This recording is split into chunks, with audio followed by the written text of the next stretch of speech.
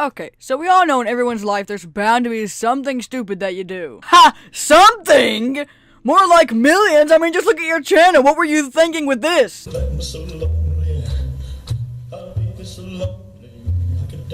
Oh, and this.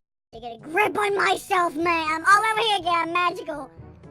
I'm lagging magical wizard. And oh my gosh, don't forget this one.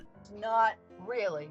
Yeah. I mean, something stupid you do that gets you hurt. And sometimes it's not always your fault.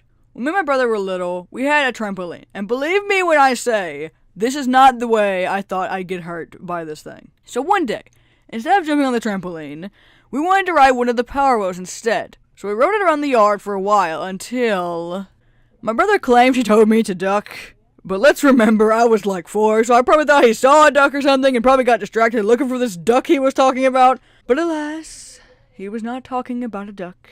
He was driving onto the trampoline.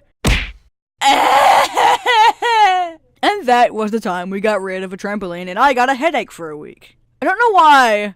It's always something stupid that happens to me. But it's not just something stupid. No. It's also something that scars me for life. Not like literally, but like in my brain. Like I'll never forget, you know. You get it. So continuing up the road of pain and suffering was the time I got hurt, and probably one of the worst times I'll ever remember because it was just so scary and painful. So me and my brother for a while slept in his room together, and we had these 2 separate beds. They used to be bunk beds, but we finally decided that was dangerous and made them into 2 separate beds.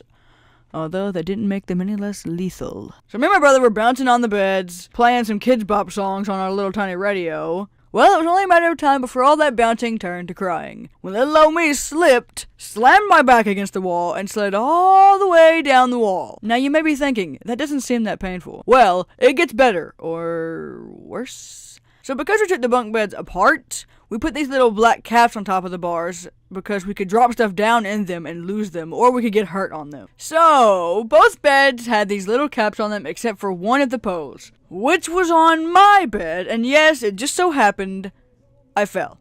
I fell on the one single pole that was not protected. So I fell, hip first onto the pole, and oh my gosh, it hurt. Like, I still remember the pain I felt that day. That was awful. Have y'all ever had that pain before? Like, it was years ago, but you still remember how it felt, and it makes you hold that one part that you got hurt, and you just stare like, dang, that was awful.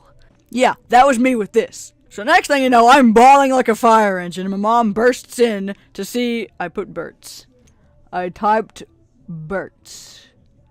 Oh my gosh. So next thing you know, I'm bawling like a fire engine, and my mom bursts in to see what happened. And there was this big scratch with like a bruise on it and everything on my side. My mom and me were talking about this the other day, and she was like, you know, we probably should have took you to see if you had internal bleeding, but you're good, you're fine, you're alive. So, thanks, Mom. And to this day, the song Skater Boy, the Kids Bop version, makes me feel pain and sadness. Because as my mom was holding me, and I was bawling, that's the song that was playing. He was a skater boy, she said see you later boy, he wasn't good. This time is the most recent time, and probably one of the dumbest. So, I was making some food in the microwave, and Kaylee was here, waiting for me to finish so we could go eat in the living room. And as I was taking my food out of the microwave, I slammed my hand into the thing that latches the microwave closed. And I thought nothing of it, because it just hurt a bit, so I put my food onto the counter, fixed it up a bit, then let it sit, and walked over to Kaylee. And as she started talking, I noticed my hand was bleeding. I was like, oh, that's bleeding. And we were both like, oh, okay then. Because it wasn't like painful or anything, it just started bleeding. And it was in the spot on my hand where a band-aid wouldn't fit, and we were about to go swim, so I just said, forget it, and didn't put a band-aid on it. So later in the day, we were getting in the pool, and forever I wouldn't put my hand under the water because I was scared, and finally, me and Kelly put goggles on and went under. All she saw was my mouth open and heard a slight screaming under the water, and I burst up from under the water screaming.